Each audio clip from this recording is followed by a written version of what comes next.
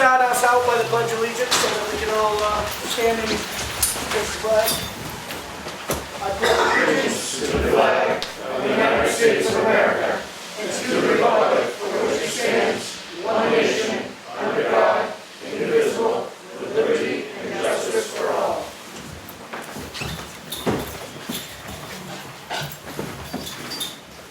Charlotte, you want to recognize Wayne? Yeah. Introduce everybody.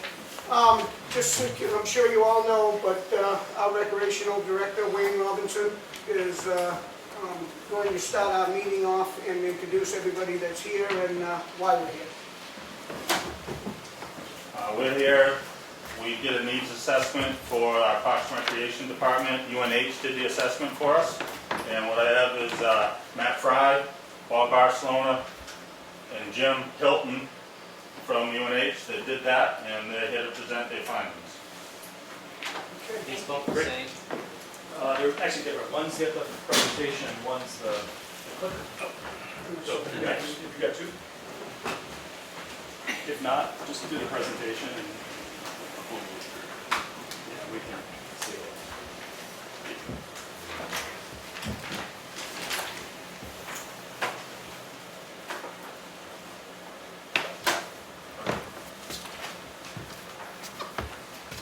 That's not the presentation.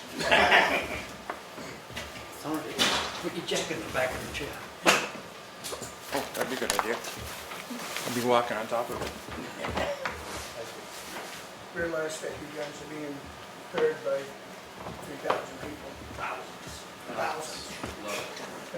So, We will do our best. do your best.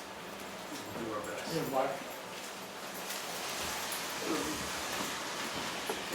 Yes.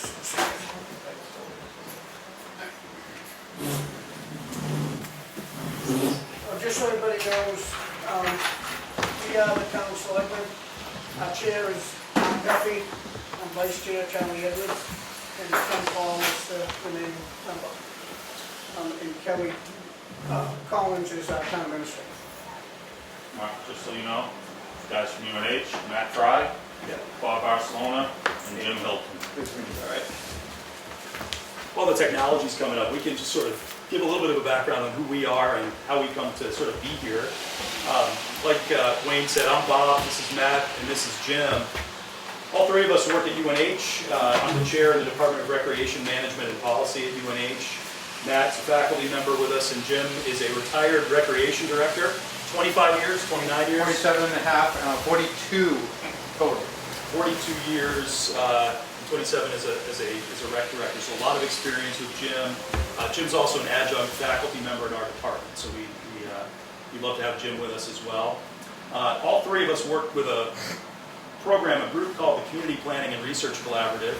And basically what we do is we go out, we help Parks and Recreation departments and towns and cities across New England, actually really across the country, with Parks and Recreation needs assessments. So town says we've got a need for new facilities, we think there might be a need, we've got facility space issues, or we're trying to just get a plan, a master plan for Parks and Recreation.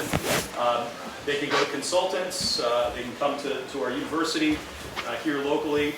We prefer they come to our university.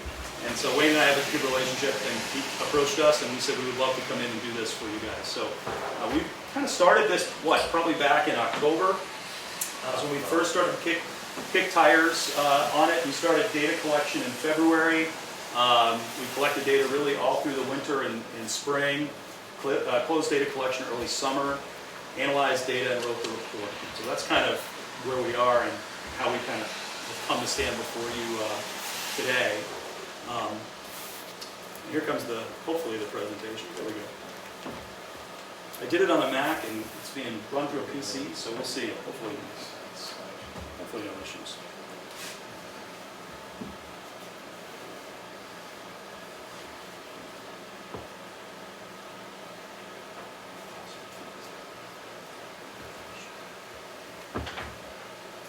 There it is. There we go.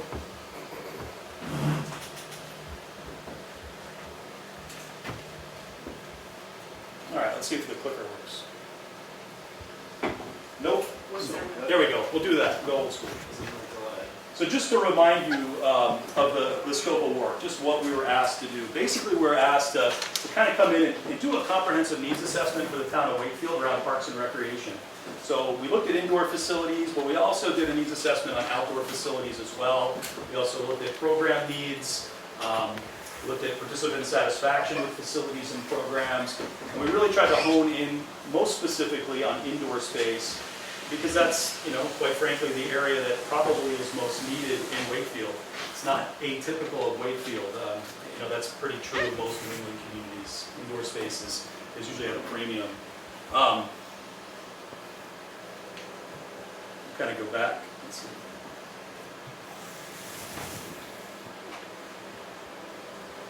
This is riveting.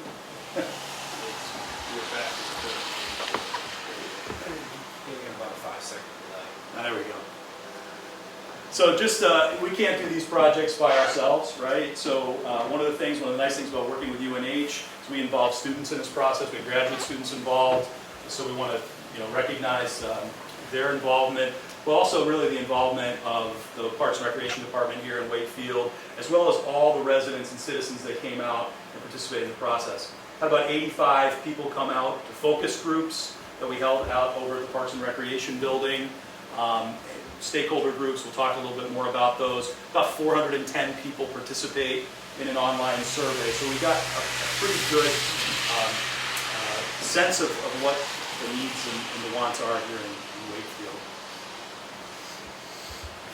We did talk about scope of work. So talked a little bit about looking at broad needs, tried to take a look at what those needs were and sort of look at where the priorities were for parks and recreation here in town, and also tried to sort of look at what recommendations might come out of this, especially in light of other priorities that you might have going on in town.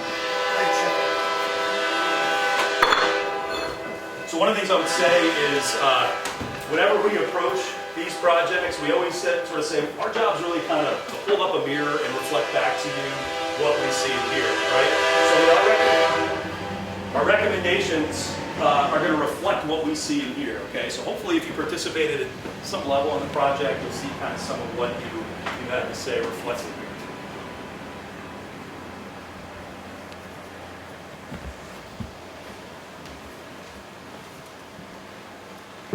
Maybe easier just to advance with the arrow, I think. Here we go. So just in terms of process, just really quickly, we did extensive background research. We really looked at every plan. We looked at your master plan. We looked at other studies that have been done with respect to needs, to parks and recreation needs. We did do visits to three communities that have indoor recreation facilities. So we looked at Freiburg, Maine, North Conway, New Hampshire, as well as Meredith, three sort of local communities that have indoor recreation facilities. We also, like I said, engaged in focus groups. Those focus groups really were stakeholder focus groups, so some of you may have participated in that. We looked at town groups, we looked at seniors, we looked at recreation program participants, we looked at recreation committee perspectives, we looked at adult recreation participants, we looked at parents of youth participants. So we asked those folks to come in and talk to us a little bit about recreation needs. And then we also did our online survey. Like I said, 410 participants in that online survey.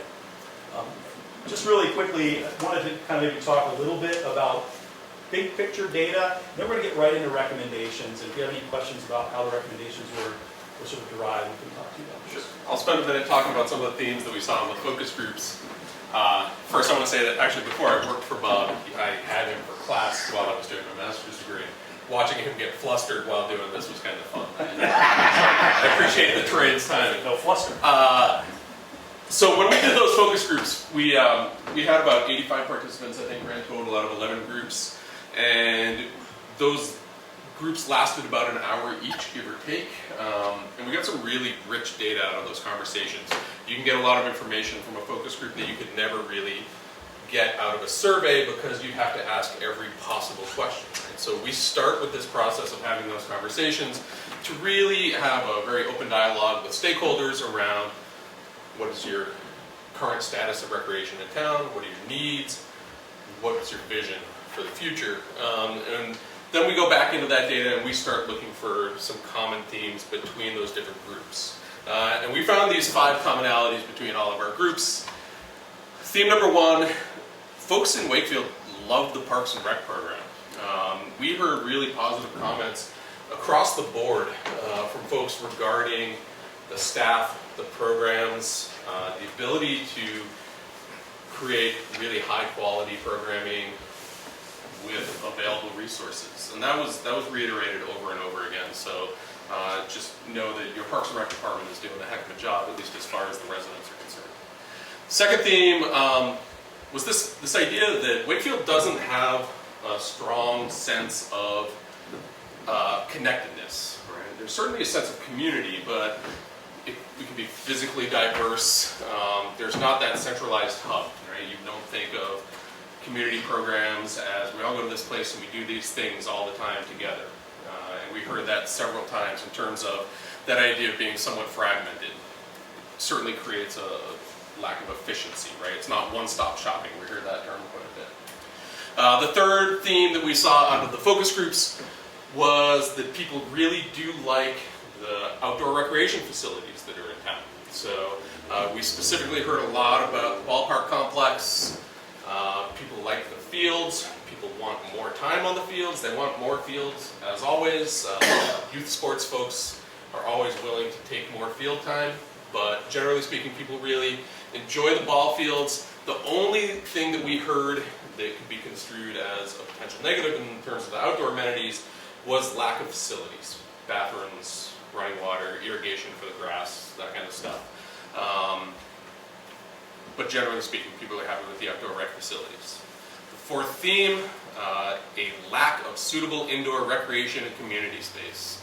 So in terms of especially gym space or indoor programming space, it sounds like people don't have enough access to gym space is the biggest culprit, right? So enough time for sports programming, community meeting, youth programs, senior activities all require shared space. It can be hard to get the times and the days that folks are after.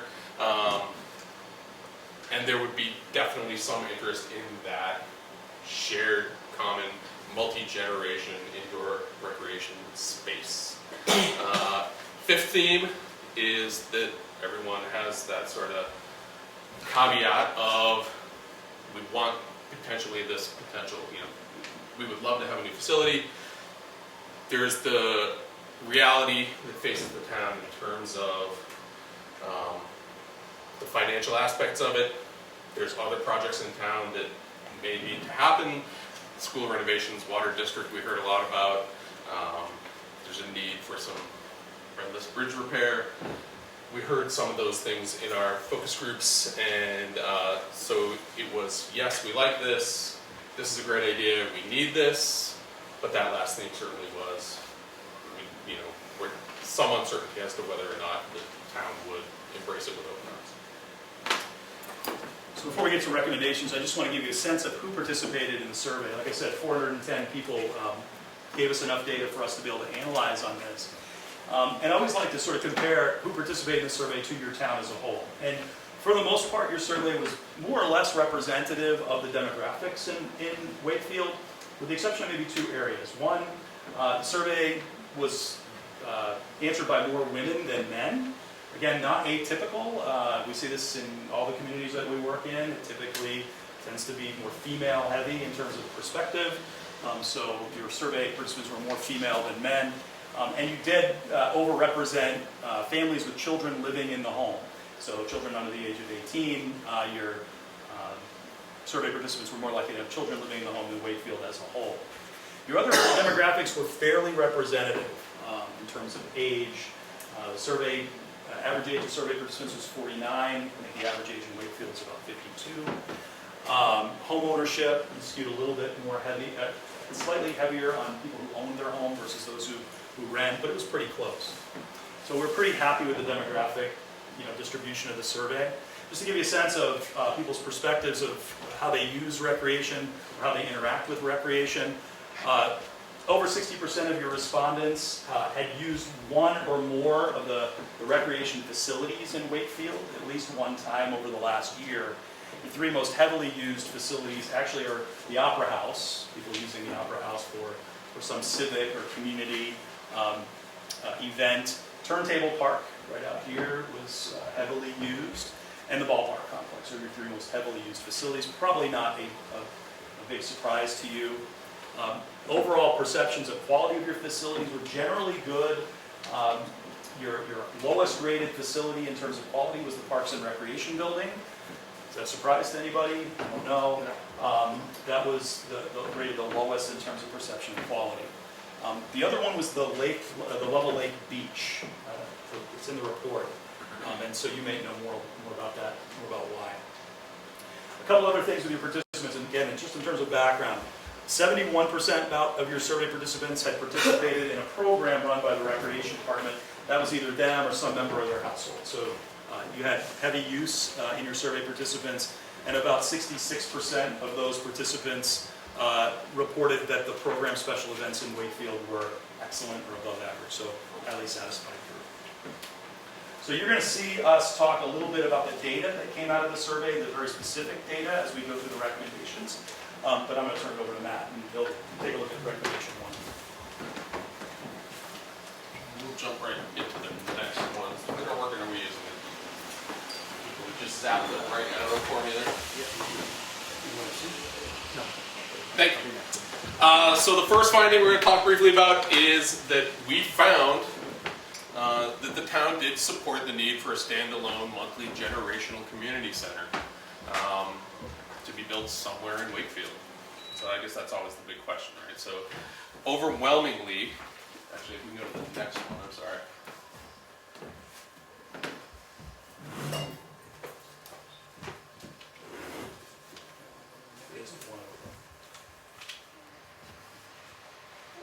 It'll catch up to me. That support was actually fairly large. 80%, 80.9% of survey respondents agreed that that Wakefield needs, the question was, Wakefield needs a new town-supported indoor recreation center to meet the recreation needs of Wakefield residents. 81%. Let me just back it up one, I'm sorry. I wish the clicker was working. We'll get to that in a second.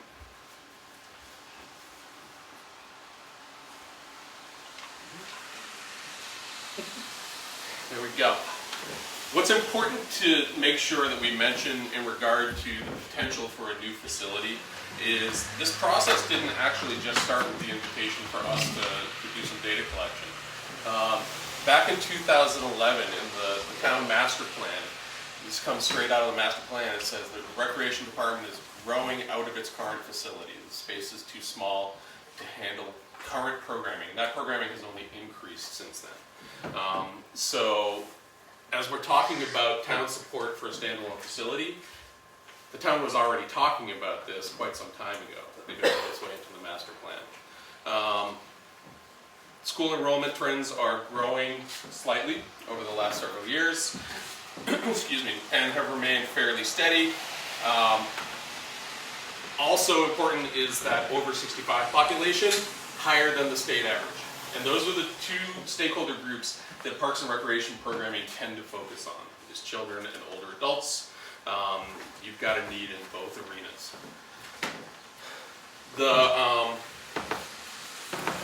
focus groups, however, like I said before, did urge caution in terms of the capital cost for acquiring indoor space, or even supporting the ongoing costs of that space. So we saw that both in the focus groups and somewhat in the survey, but when it's all said and done, 82.4% felt that the community would benefit from an indoor community center. That benefit breaks down a little bit on the next one, if we can go to the next slide.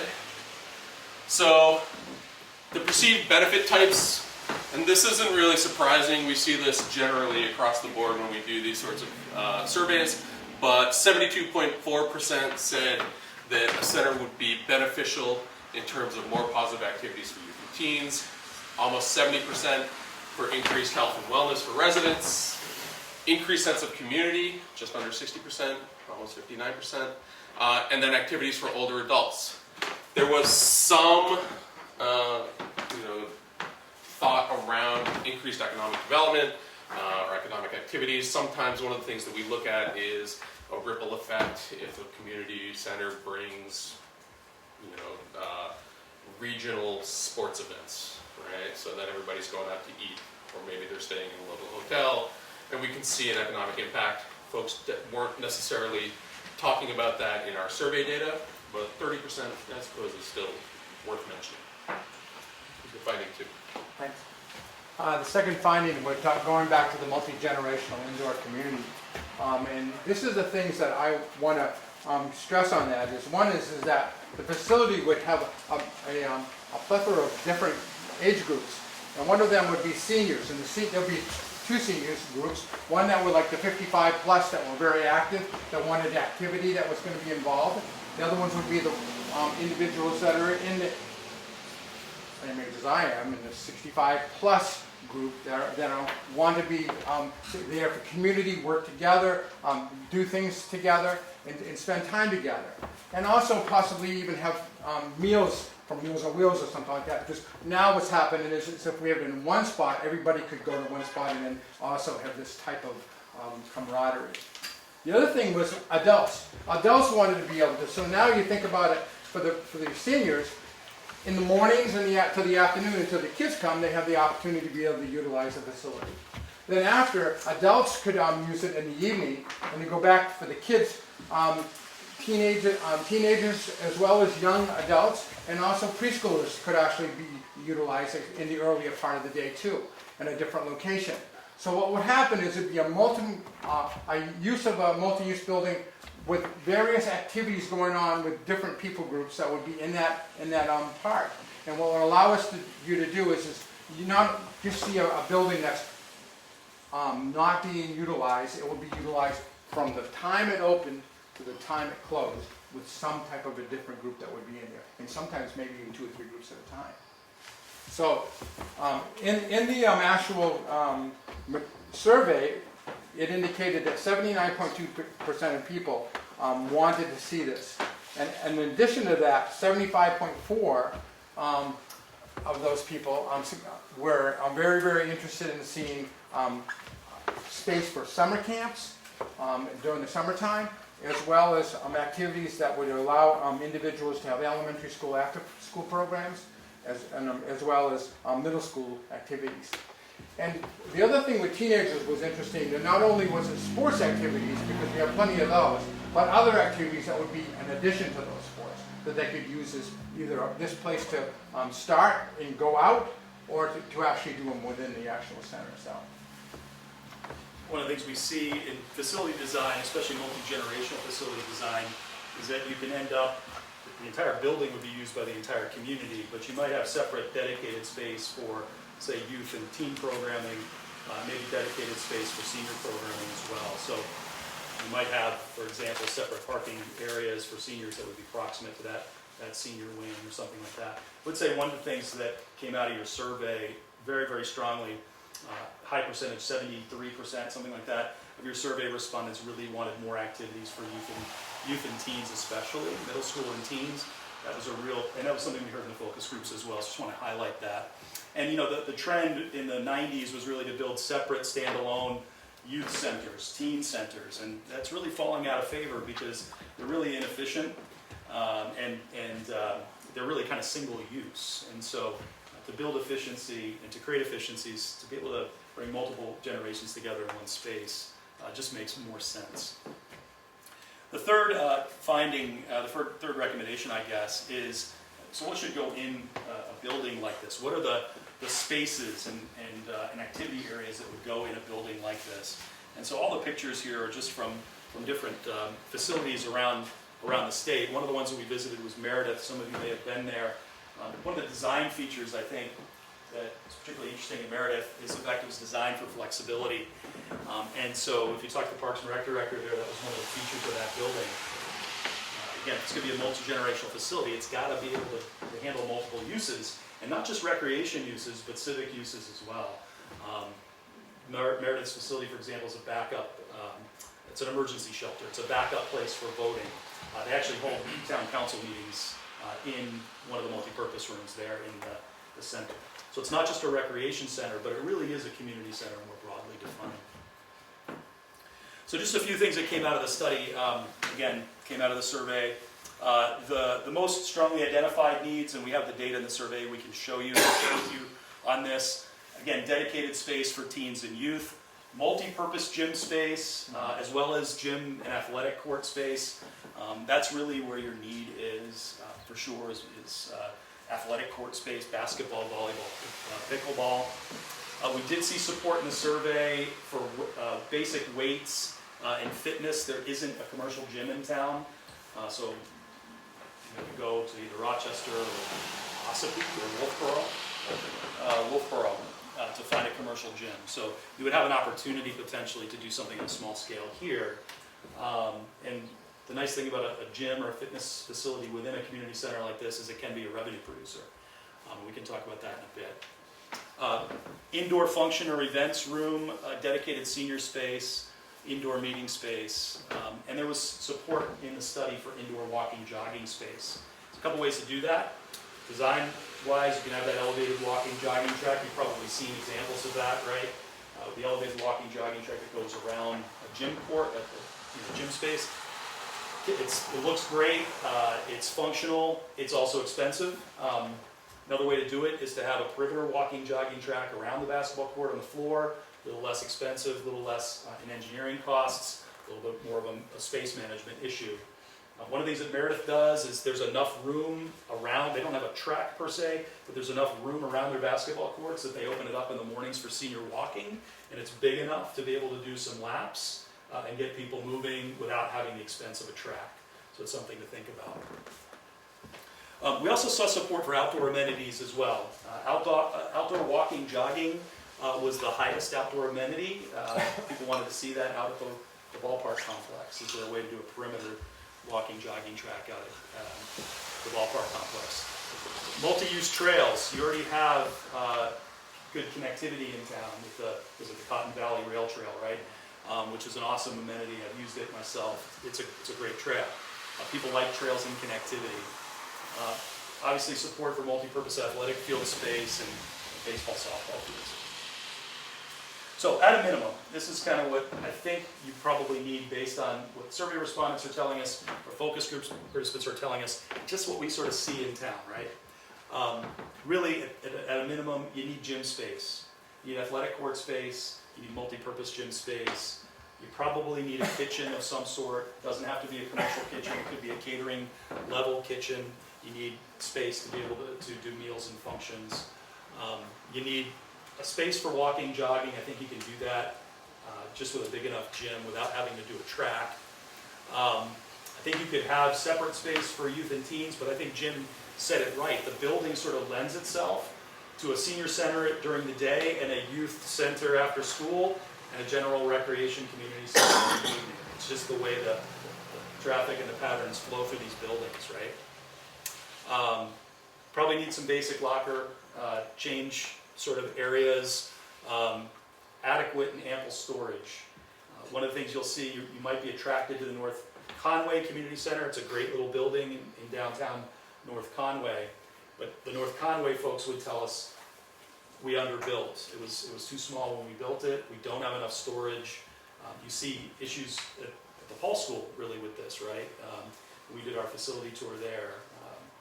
It's just there's not enough storage, and that creates a safety hazard. It also creates programming issues. And then the last thing I would just suggest is, again, designing for flexibility. So we heard over and over again in this project, there are other priorities in town. We need an emergency shelter. We need a warming shelter. We need a place to hold voting for those big national elections, like we're probably coming up on in 2020, right? So how can you build a building that would be able to sort of do multiple functions and not just be a gym?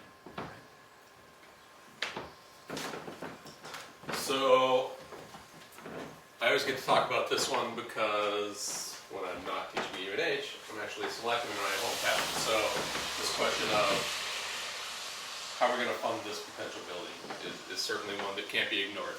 Our suggestion, our recommendation, is that you need to have a mix of funding sources if this is going to happen. It can't be built entirely on the back of tax revenue. It can't be built entirely as, nonprofit donations, sponsorships. We talked a little bit, can we switch to the next one? When we asked in the survey if respondents were willing to support funding of an indoor community center through property taxes, the answer was yes, 65.8%. Fees and charges was even higher, 72.6%, meaning if people are going to use a facility, generally speaking, people think it's fair to have some sort of user fee or some sort of program charges, especially around programs. So if I run an adult aquatics program, well, we're not recommending a pool. Let's say I run an adult fitness program. Putting some sort of fee into that adult fitness program makes sense to survey respondents at 80.5%. But there is money available through alternate sources, right? There are grants that can be found, rural development or other block grants. Community development block grant is a possibility, and we have, is it actually in the report that we have a list of potential granting sources that would be worth exploring. Beyond grants, which are a lot of work for a non-guaranteed payoff, some of the things that we'd like to make sure folks are thinking about are potential revenue streams once a facility is built, right? So there's an opportunity for revenue recovery through facility rentals. Somebody wants to host a party, so in Wakefield now, somebody wants to have a kids party, where do they go? I don't know. We didn't actually hear a lot of answers when we asked that exact question in focus groups. This would be a great potential place to host those parties, do those activities for a fee. There's partnerships with nonprofit groups that can happen. So a lot of Parks and Rec departments will have the Friends of Parks and Recreation program, which can serve as a fundraising branch. Do some private fundraising, maybe be the fiscal authority for nonprofit grant writing with the mission of building a Parks and Recreation facility in town.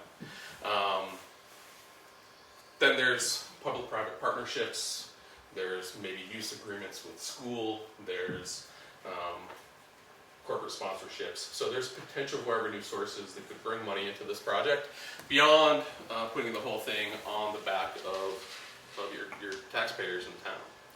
What's important to really point out, though, is Wakefield Parks and Recreation Department, Wakefield Recreation, has a really strong history of already doing a great job of cost recovery. So when we looked at the department's numbers around how much money was coming back in based on user fees, program fees, etc.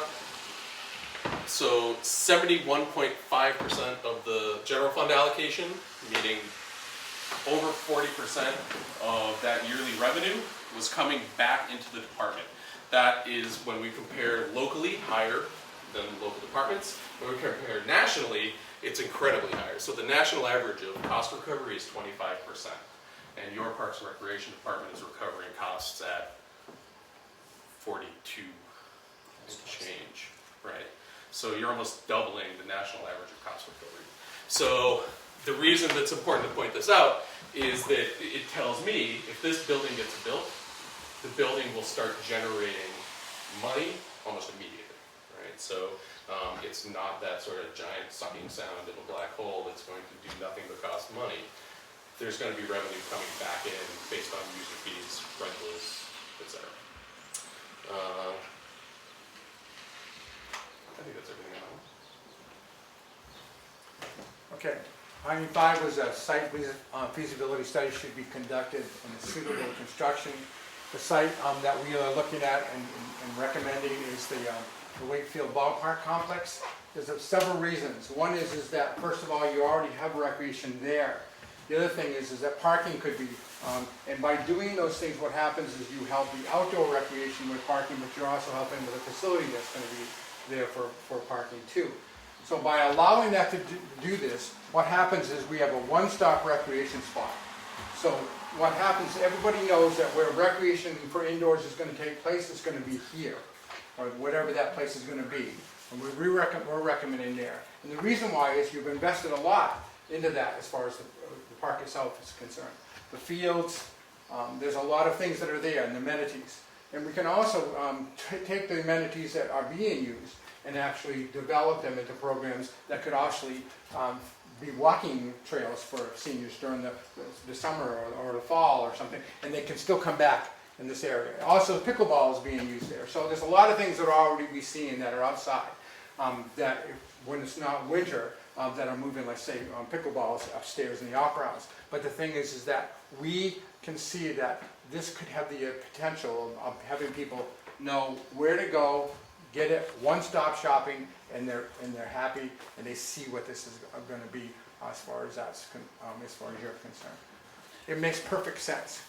You already own the land, Right. right? So I mean, Meredith, I think they had to spend about $500,000 just to acquire the property. So you already own the land, and if you can build out there, it just makes sense. I would just add one other thing on the site, on the ballpark complex site. One of the things we heard in the focus groups again and again is people wanted to see additional amenities at the ballpark complex. They wanted to see water, bathrooms, some more upgraded amenities. You'd have an opportunity to do that, obviously, if you have a building out there, right? So you'd be able to meet some of those needs to upgrade people's interest in an upgraded ballpark complex. Go out, kids are playing youth sports, you're using the building maybe to get a jog in or a walk in, or play pickup basketball or something like that. Everything's happening in that one spot. One of the things we would suggest is that your next step, if you choose to take the next step typically in these processes is a site feasibility study, where you would really need to get an architect or an engineering firm in to take a look at that ballpark complex to see if the site would be suitable to carry an indoor community center of the size and scope you'd be interested in, as well as you're meeting your needs for outdoor recreation space there as well. So we do have a recommendation in the report on what that feasibility study should look like from a scope perspective. The nice thing is your needs assessment is already done, so really your architect and engineering firm really should be looking at concept drawings, putting together a business plan, and looking at cost estimates.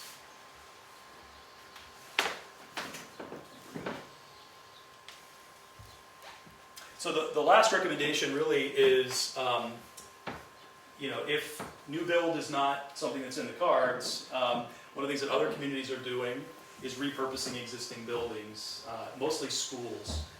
And I have no idea what the future is of the Paul School, but I just wanted to mention it because one of the things that does come out of these studies is the interest in looking at efficiency. I can tell you several communities actually, three, locally that have used old schools and converted them, repurposed them to recreation centers. The most recent one is actually up in Conway, New Hampshire, a renovation of an old middle school, and it's a beautiful gym space. It really is. Concord, if anyone's been to Concord, again, did a renovation of their school, created a community center adjacent to their outdoor park. Dover, the MacDonald Center. Kittery, Maine. We can go on and on. In New England, that's kind of what we do, right? School district consolidates, they divest from their property, town picks it up and converts it. Great idea. You get a lot of things by moving into the Paul School, for example, in the future where the school gets a new building. But there is renovation costs. There's still retrofit costs. The gym at Paul School is still small. The storage issues are still, so you would still have issues if you were going to do that. However, it's a possibility. So I think one of the things that the town needs to maybe do is think about whether that's a possibility, a feasible solution for you. So that's really all I would say, really about that. Strong support in the study, obviously, for partnerships. So that's the recommendations. Really, our proposed next steps for you if you choose to take it. Now, remember, I live in Rochester. I'm not a taxpayer in Wakefield. So I don't have a vested interest really outside of, I hope that you guys get what you want, whatever that is. Our recommendation would be to take that next step and just look and see if the ballpark complex would be feasible as a site for an indoor community center. Of the 3 benchmark communities we looked at, we like Meredith in terms of size and scope. It's about 18,000 square feet. It gets you most of what you need. I think that there are other options out there to look at. I think Meredith is a good one. They're very, very helpful, and they would give you a tour. They would talk to you. They would share all their financials. I mean, Vince is great, and he would share all that information with you. So that would be our recommendation, is really to look at moving towards feasibility. If repurposing an existing building should come, you can see that on the horizon. That would be something to look at as well. And then one of the things I would say is, pretty much in all of the survey responses, one of the things we asked people to do was tell us how much this is a priority. So is this a high priority, something that needs to be done immediately in the next 3 years? Is it a midterm priority, something that should be done in the next 6 years? Is it a long-term priority or a low priority, something that should be done in the next 10 years?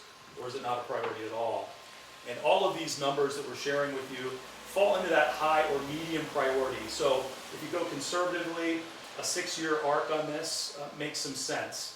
And by the time you start looking at planning and site feasibility and cost recovery studies and budget and all of that, that's probably a realistic time frame. We do also have some resources in the report as well for grant funding and things like that. So that's our little presentation, technology hiccups and all. Hopefully it was entertaining. Happy to answer questions. I got a couple of questions. You mentioned that you're selecting your town. Do you have one of these facilities? We don't. You don't. We're a smaller town. Okay. Yeah. I got a question from Wayne. Didn't we already do a feasibility study down in Ballfields Oh, back when we proposed this? no, we got shut down. Right, we talked about it at deliberative session, and everyone agreed when it came to vote. People didn't want to vote, we were just voting to use the money from the timber harvest to do the feasibility study, and that got voted down. So we never did anything. But the site was deemed suitable for. We never even got that far. It was, We never got that far. no. Another question for you, Wayne. How many programs do we have that we charge for space? The space, Yeah. we don't have a space that we charge, we don't have any because we don't have a space that we rent. We don't have an indoor space that we can do that with. We don't, people call quite often wanting a space to a birthday party or things like that. And we don't have a space to do it on that one building, and we've got so much packed in there now, it doesn't make sense to be able to do that. So that whole 42.7% that we're funding come from programs, not from Correct. space. Correct, yeah. It could increase usage just from the space. We could put you in charge of the resource center. Well, that's not. We didn't have a place to offer them. Yeah, that's, you read my mind. We did go down there, and Bob can probably speak to that as well. Yeah, I can just speak really briefly. So one of the things we want to do is take a look at possibilities at the resource center, because one of the things we like to do is see what you have, right? And the resource, it's a great building, it's a historic building. I loved it actually when I went in. I think it's a great space. We went in, there was some senior programming happening in there. It looks like it's great space for social programming, bingo, things along those lines. They do senior meals there a few times a week. Parking, we were there on just a random weekday, and the parking lot was packed and people were up and down the roads. There wasn't that many people there. So parking was a challenge. You got a great kitchen there and you can serve senior meals, but if you can't get people in and out of there because parking, that's an issue. As far as gym space and activity space, there's just no place to put it. It's fragmented. It's a great building. I don't know what you guys would do with it in the future, but Or would you separate it, like you said, that maybe would be the senior center and then the teen center? Is that where them two would come into play? Even though you were saying we're all a community center, but might be an opportunity to shrink shrink the teen center down a little more, seems we already have the senior center. Issue's still gym space, right? That's a big need. And again, it's not unique to Wakefield, right? It's every town in New Hampshire's chasing Yeah, indoor but space. you know damn well we're not gonna build just a gym. It's gonna be a building with a building. So what I'm trying to say is, the gym is always gonna be the same size, whether it's 20,000 square, whatever it is to make that. Would it be feasible to use this, to separate the two so that you could cut down on the sizes, or the ability to use both buildings? So one of the issues you start running into is the loss of efficiency, right? So by having everything under one roof, you actually can streamline a lot of those administrative costs. I agree with you. Heating, everything, and whatever. So in terms of, you'd have to really sit down and crunch the numbers and see if But it makes sense you're from talking efficiency. $3.3 million for one building to do it all. We already own $1 million building, is what I'm trying to say. Would it be best, I mean, in your studies, is it best to separate the two? Even though it's nice to have it all under one, but not every senior citizen wants to deal with a bunch of kids running around all the time. So is it a better situation to separate the two? So we haven't seen that. I mean, the trend is really towards multi-generational, one-stop shop, because you got that efficiency right there. I can tell you from a teen perspective, those standalone teen centers just are not, they're nationally, even locally, they're not working, right? It's hard to get kids there. There's not enough to do, I mean, in the small space. Multi-generational community center has a gym and place to work out and a game room and something like that. Now you have multiple things for someone to do. As far as, seniors not wanting to, I agree with you, seniors don't necessarily want to be working out next to a 13-year-old, 14-year-old, right? But generally what we see, the way that the traffic flows in these buildings is really from, 7 o'clock 6 o'clock in the morning to 8 o'clock in the morning, it's going to be people working out before they go to work. From 8 o'clock in the morning to 2 o'clock in the afternoon, it's going to be seniors. From 2 o'clock in the afternoon to 6 o'clock, it's going to be after school programming. From 6 o'clock on, it's youth sports and adult recreation. So it tends to segment itself out by age, just with the natural flow of people through the building. What do you do with the resource center? That's still a good question. I think the difficulty too with the resource center is because of that fragmented space is, do we really get the most bang for the buck for it right now? It's never been completed. The people that said they'd take space in it have never materialized. And so it's an old building, which is very costly to maintain. It would be super costly to continue to rehab it into something that served all the seniors in all the ways that we could serve them in a multi-generational building. And the Greater Wakefield Resource Center, then we'd be duplicating like the kitchen, potentially. So now we're taking care of two, even if it's not a commercial kitchen, which I would argue that it needs to be upgraded from a catering kitchen if we're ever going to use it as a shelter.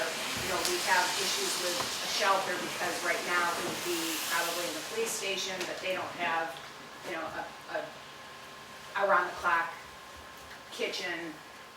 If we had an emergency where we had to actually live in that space for a week, either with the emergency management team or residents. So this is an opportunity. The thing I like about this is it's an opportunity to fix all the mistakes we've made or all the things we have not had the opportunity to address and do it one time in one place. And also, my understanding, isn't there a block grant that's winding down? 2023. Yeah, we were just talking about that the other day. 2023. Well, no, we thought it was 20, I think we thought it was originally 2018 or 2019, but they got a second community development block grant that was 5 years later. So 2023, I believe, is the end of our commitment due to that block grant, and then it'll be up to the board at that time to decide what the future of the Greater Wakefield Resource Center is. But I can tell you just, we are patching the roof, we're, Scraping paint.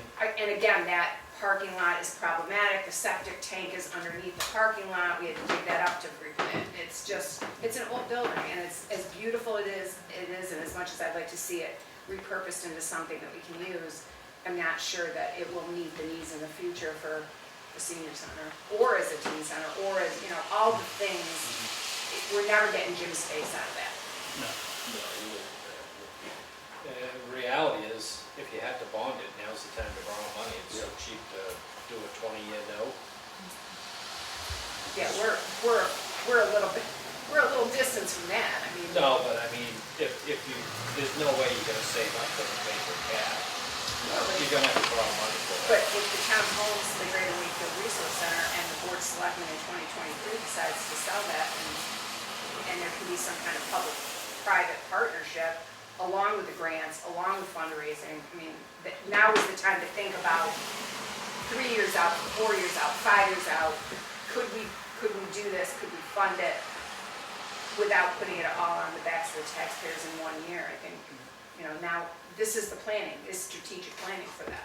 Yeah, and the reality of it is, it would have to be a funding mix, and it would have to be multiple funding sources, right? Well, it all comes down to like the needs and wants. You brought up some really critical stuff in this town. We got 2 bridges that are on the red list. Right. We need to address them. There's no funding at the state. We'll probably end up bonding those eventually. We'll do something about it. You know, we have a school that we have, you know, needs some renovation, you know, it's the needs and wants. You know. Isn't, you know, is this wanted? I think it is. Is it really needed?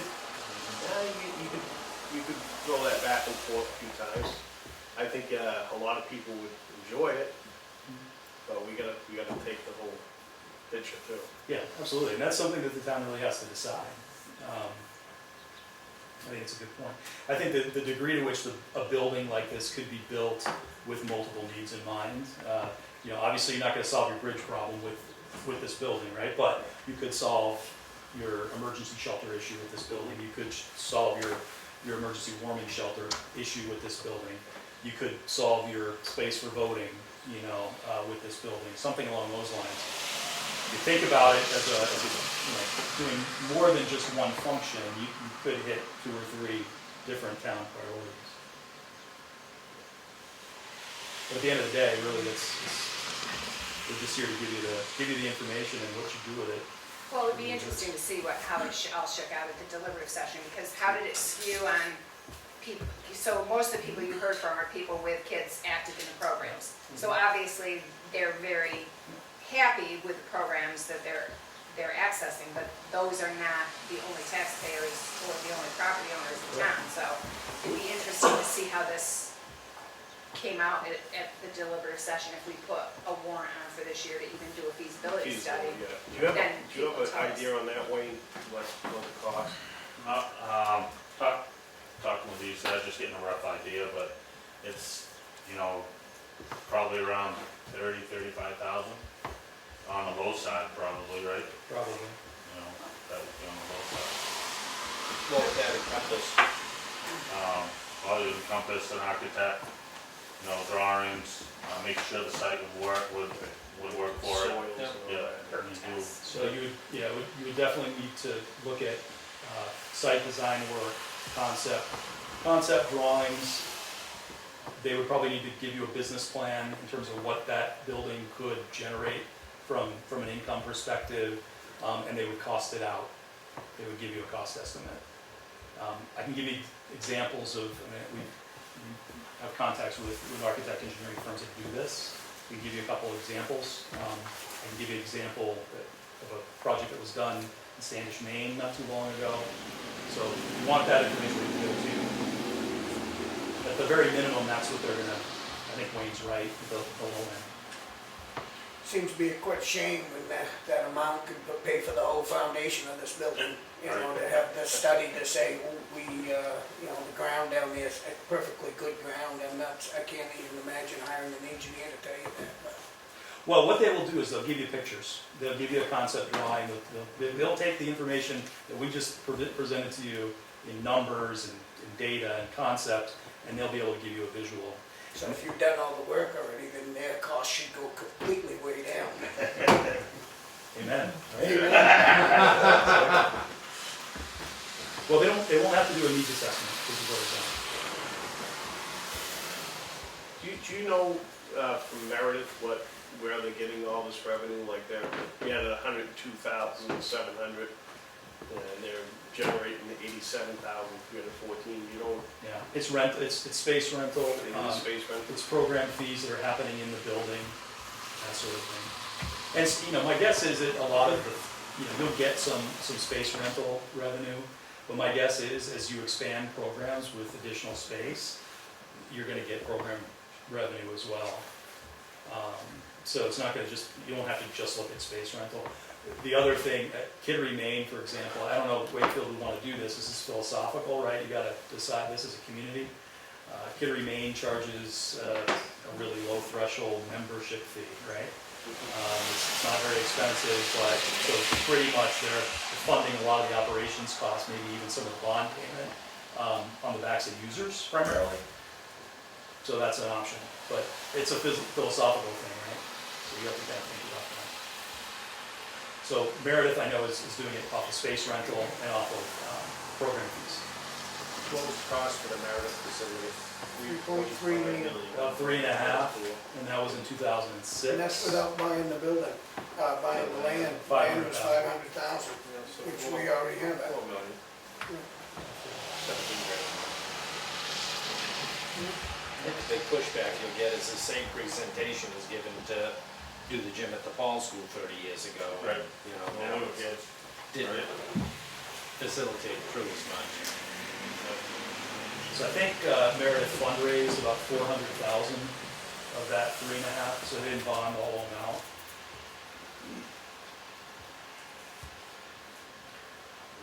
Oh, it's a lot of work. The great things is we get to pass it off to you and say, no, in all seriousness, we're not far away. We have a good relationship with Wayne, so if there's any questions that come up, you need anything from us afterwards, we'd be happy to help. Let us know what your next steps are. I'd always like to know, if this thing actually does something or if it sits on a shelf. But, Well, I think like Kelley said, that would probably be the first step. We probably put the feasibility study on the warrant. You're gonna get a good feel for how many people want it, how many don't. It's always great to say, I want this, I want that, but when it comes down to dollars, people sometimes change their mind. It's hard to put your money where your mouth is. Yeah, for sure. You're looking at your tax bill. I actually love that idea as a sort of test good proxy. Yeah, case. It's a you proxy definitely- vote on the definitely get a facility. Test the waters with that. Yeah. Well, and at the end of the day, that's what transparency in government is. It's, you can have the best ideas in the world, but the taxpayers have to tell you what they can bear. Right. And I don't live here either. I'm not gonna speak to what, I think people with kids are overwhelmingly in favor of it. I've been to the Let's one see in what Kittery else. and say this, it's beautiful, it's nice in there. It'd be great in this town, but, it's like I said, we gotta put it through the tax base and see what they want. Very good. Thank Thank you. you. Thank you very much. Thank you very much for your presentation. Thanks, guys. Thank you. Thanks for the technology help. Oh, we just did it. Are we ready to get going? We're a little bit early, but Whatever makes you happy. should we wait Yeah, for no, 5 I'm ready. minutes for the... Nobody's coming. Nobody's coming? They posted their public hearing at 7. Oh, okay, So I posted at 7:15, but okay, we're ready to roll, guys. We'll get going again. Oh, thank you. I'm Melody Esterberg. I'm the project manager for this project from New Hampshire DOT. I have with me Leah Savage, who's the lead designer on the project and working with our consultant. And I want to thank you for squeezing me in on a special night for you. No, that's no problem. Just for the public's information, this is a detour plan for April 1st, May 15th, I'm seeing up there. It's any, when I get into the whole thing, Right. the detour would be over a weekend, sometime between April 1st or the weekend, not the weekend right before Memorial Day, but we have about 6 weekends that we could use depending on weather. Okay. So it'd be noon on Friday to noon on Monday. Just don't do it on Friday. Whatever Yeah, they Friday the name. do. Okay, We'll give you the date. yep.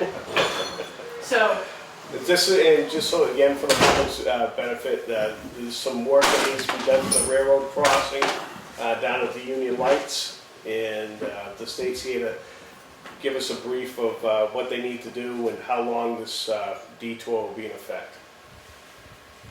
Okay. Floor is yours. Thank you so much. So this is, as I said, there was a railroad crossing upgrade for safety improvements that uses the Section 130 funds, otherwise known as the Railway Highway Crossing Program, so that's federal money. And typically they're chosen based upon condition of the crossing and the volume of traffic on the road. So that's how this one came up.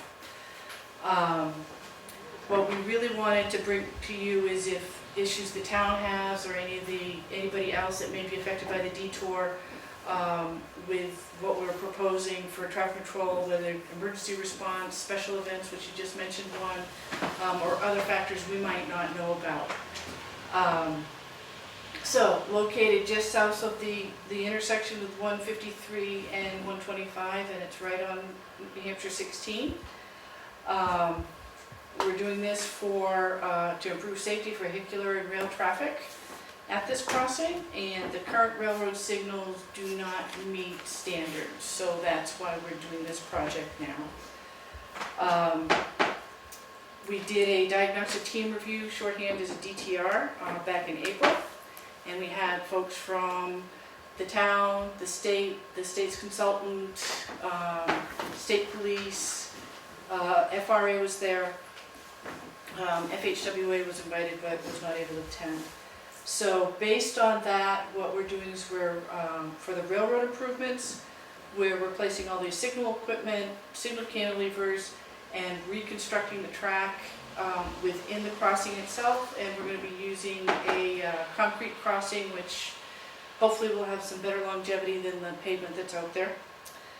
For the roadway improvements, we're going to be improving the pavement. We're going to do full depth reconstruction right in the vicinity of the crossing.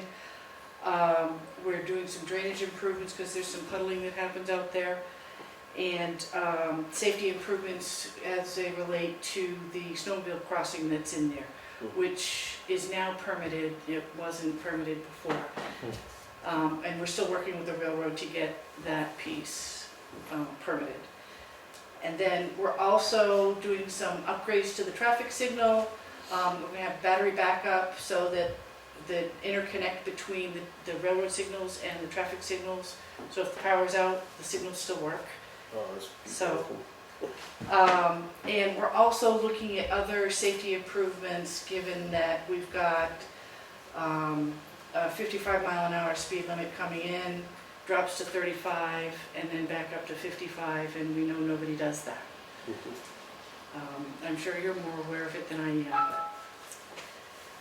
So, for traffic control for this project, we know that New Hampshire 16 experienced high seasonal volumes of traffic.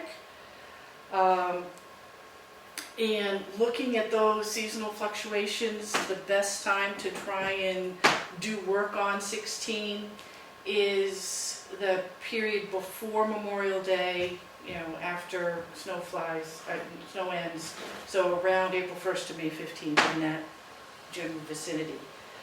The railroad runs 5 days a week, so there's one train on Monday, 2 trains on Tuesday, Wednesday, Thursday, and another train on Friday. So we looked at essentially 3 alternatives. One is close 16 and do the detour on 125, so that's the blue line that you see here. So everybody would be rerouted at the signal. We would do some signal timing changes to make sure the traffic continued to flow, and then get them back onto 16 at exit 18. People that reside or work on Harmony Drive would still be able to get to their place. So they would have to come to exit 18 to head back north if they were heading from the north, or they would just be able to continue straight through here. We wouldn't be blocking 16 completely because there's no good way for them to make the maneuvers at the on-ramp here. We don't want them doing U-turns on 125, we don't want them making unsafe moves. So that one would be a closure that would begin on noon on a Friday and end at noon on Monday. And that one does not impact the train schedule. It also is the least impact to the school buses, since the school buses end up having to go to Rochester. This particular detour is about 1,000 feet longer for length. It's a little slower driving because it's a more rural road, but it's not tremendously out of the way. So that's the safest alternative that we've come up with, and provides the best quality since we can install the concrete crossing without traffic. And it also makes it so that the contractor has a safer work environment and a staging area. The other option we looked at was a southbound only detour, so we would have northbound traffic stay on 16. Southbound would be routed at the signal and come back to 16 at the exit 18 ramps as well. This takes longer since we end up having to shift the work zones.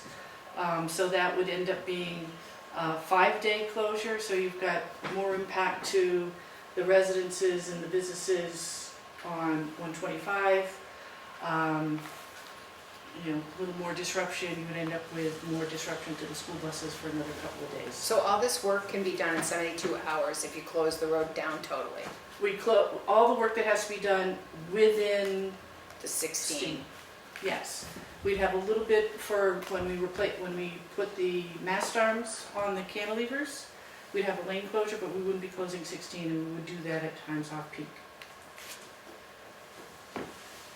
And then the third alternative, which was really unpalatable, is to use alternating two-way traffic in one lane, and you end up shifting from back and forth, and we would end up having queues with the traffic signals. We'd have to put in additional traffic signals south of the railroad crossing, and that one takes about 10 days. So not only does it adversely impact the railroad for another 5 days, it also is more of an impact from everybody that's on 125 and the school buses as well. That'd be tough for the school buses because I'm sure the parents pick their kids up at a certain time, or there's after-school activities and... Yeah. There'd be quite a bit of traffic going down that road, but it'd be mostly on the weekend. Yeah. You're gonna have plenty of signage on the highway, I presume, to Yes. let people know. We're going to have at least variable message boards, advance warning of the signage. I didn't bring the whole sign package because it made it so you couldn't read the plan. But we'd be doing advance notice. The department is looking at some of the other social media ways of communicating with people.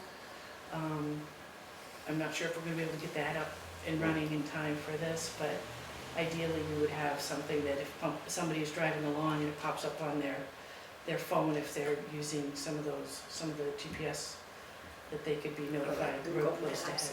Ways. Yeah, and we have an agreement with Waze, so there'll be something that'll be on the website for that. Is the traffic less on the weekend than the weekday? Is this the railroad that's generating the weekend work? I don't. I'm kind of surprised that the weekend traffic would be less. Well, what we were looking at was the volume of truck traffic, Yeah. and more trucks going by everybody on 125 would probably be more disruptive to everybody On the there. week. Did you do a traffic count during the times that you're talking about? We have traffic counts that were done for the OSPI project. We had the traffic division looked at the seasonality of when the peaks and valleys were. Because I don't think there's that big of a seasonal decrease in the spring. The ski areas up north stay open till April 4th, April 5th. I don't know about you, but Friday nights and Sunday nights are Well, a lot of people Crazy. use that for a shortcut anyway. Yeah. I don't think you're gonna see it at that period they're talking about. Me, Right. Because it's after kids get out of school that they usually start every weekend. That's what we've seen this year. That is kind of like, we don't, Dead spot. yeah, because It's people right don't, after skiing. yeah, people don't Yeah. start coming, if we can keep it in that April month, that would be great, because, you know, the skiing slows down, Mhm. people really aren't coming up to open up their camps, you know, after May Mhm. 1st, they're up here opening up the camps, they're all Yeah. coming Little out. league soccer and all that Yeah. starts back in Yeah. Mass, so that'll be the Yeah. lowest count. Seems Yeah. like the When best is- option to me. Isn't there an April vacation? Probably shouldn't put that week. The end of the month. Is Usually it? it's the last week. Yeah, Just So, the opposite, yeah. Mass is one week and New Right. Hampshire's another. So would you rather it not during school vacation week or during I school? think you got it just fine myself.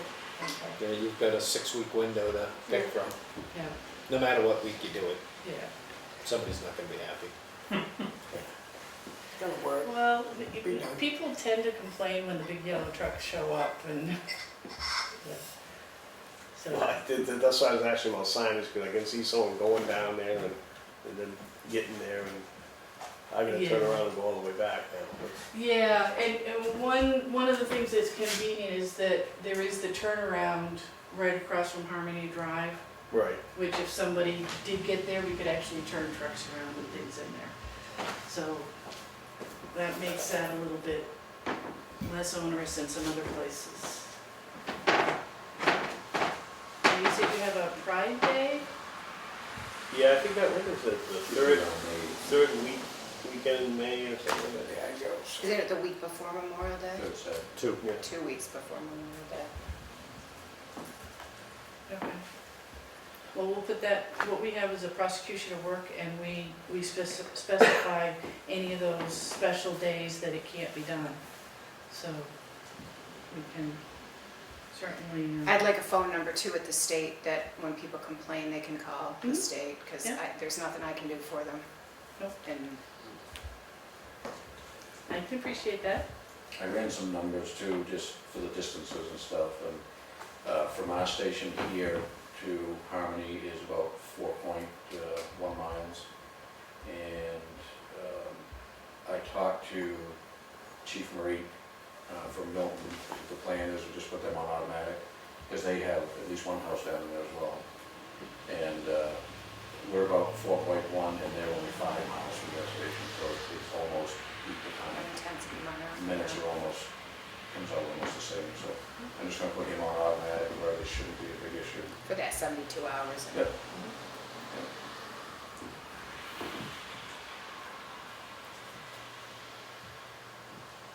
And we tried the, I don't know if you remember last year when we did 153, when we did the crossing by drugs.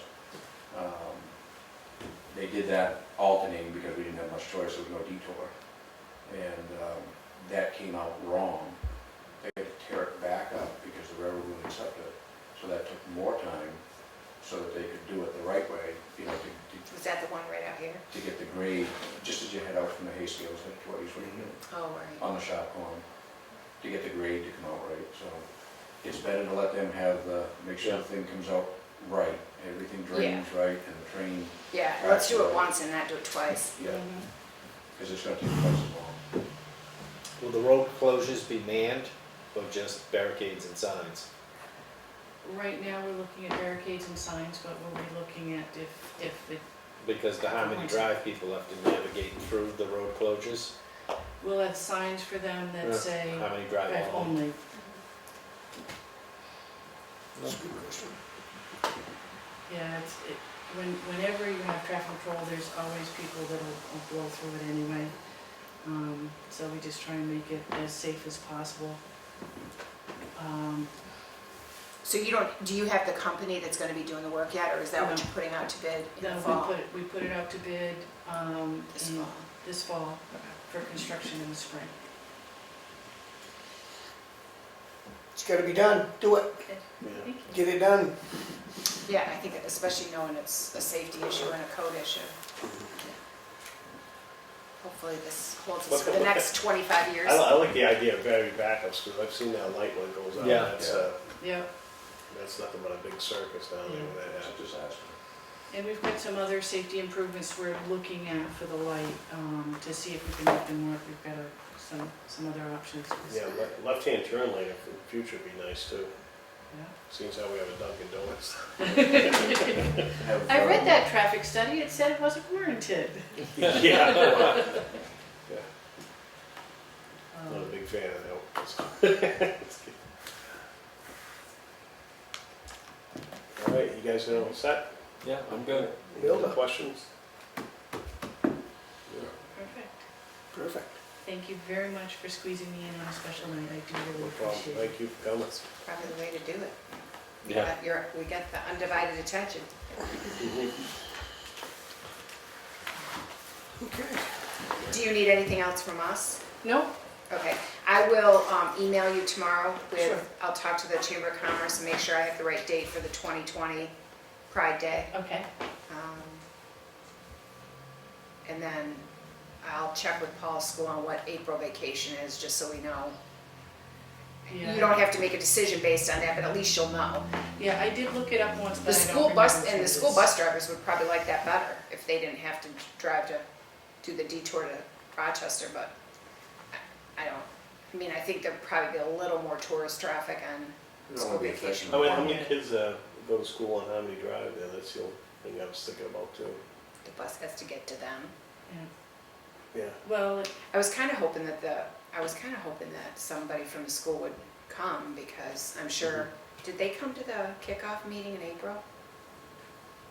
The school transportation. I don't understand. So I'll ping the superintendent as well, because I've included them. I gave you their Yeah. email address for both yep, the transportation manager and the superintendent, because, I mean, it's only gonna be, it's gonna be coming home on Friday and going in on Monday, but that's still, I mean, if there's parents waiting for kids at Paul's school, or there's after-school activity, like, they should just be aware. yeah. But And the then it's detour's managed. only 2-minute stops. Yeah, I can't even imagine anybody complaining. Unless you're in Harmony Drive, Right. coming Yeah. from the north. Yeah, but 16 is 55 miles an hour, and if they do 55 miles an hour, I'll eat my hat. And 153 and 125 should not probably be 65 miles an hour, so it could be a little more than 2 minutes. Well, you know, probably have to alert the chief to kind of put an extra patrol down there, because I'm sure Yeah. people will be lead footing it down through there too. Yeah, both Yeah, and Wakefield he- and Milton, the speed He signs. knows, he did go to the, I think the police chief did go to the April meeting. State police State was there. police. So I talked to John today, he didn't think he needed to be here, but he knows about, because I made sure you knew about it for mutual aid, any mutual aid agreements you have, and that he knew about it, if he has mutual aid to. Yeah, and I'm sure he'll be as well, but I'll make sure that he gets included as well. And we have included, or we will be including in it, police details if we need police details rather than flaggers. So, I mean, we always try and have that option just in case. Okay. Flaggers are less expensive, but sometimes people pay attention to the lights a little bit. You need a perfect cruiser out there, I don't know if you have an extra cruiser, but the blue lights kind of get your attention better than the little flagger guy. Do you guys have any other questions? No. No, nothing about this. I did have one question that was off topic though. Charlie, do you have any chance to talk to the state about new signs up here? Or? I've had 2 calls into him, and I'm still waiting to hear for a scheduled date for him to come out. All right. But I put another call into him today, so, Is that Bill Lambert? yeah. Yeah, Yeah. yeah, Bill said he was trying to coordinate some of that when I talked to him last week. But I can remind him. I just, he's a good guy, and he gets back to you when, but it's just, I tried to call today, and I didn't leave any more messages. I'll just wait for her to pick up, so. I'll remind him that you. Yeah, that'd be nice, because that's gonna be a topic. Yep, no, I'll take care of it. Awesome, thank you. Thank you. Thanks for coming out. Thank you. I don't mind, I live in Rochester, I'm right down the road. All right, if we don't have any other business, I'll make a motion to adjourn. Second. All in favor? Aye. Thank you, guys.